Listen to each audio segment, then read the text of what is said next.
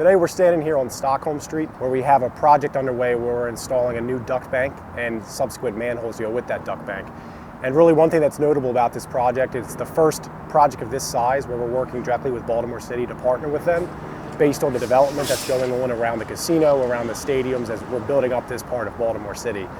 We also have manholes where the existing manhole is in place.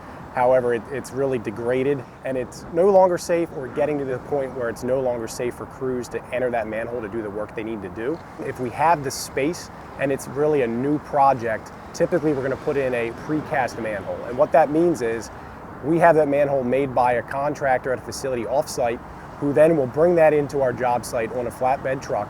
They'll use a crane to lower it into a pre-existing excavation that's been dug out by one of our conduit contractors.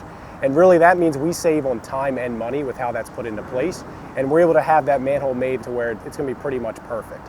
By improving these, installing new ones and or replacing existing manholes, we're now giving those crews a place where they can safely perform their job, and it helps our customers with the reliability.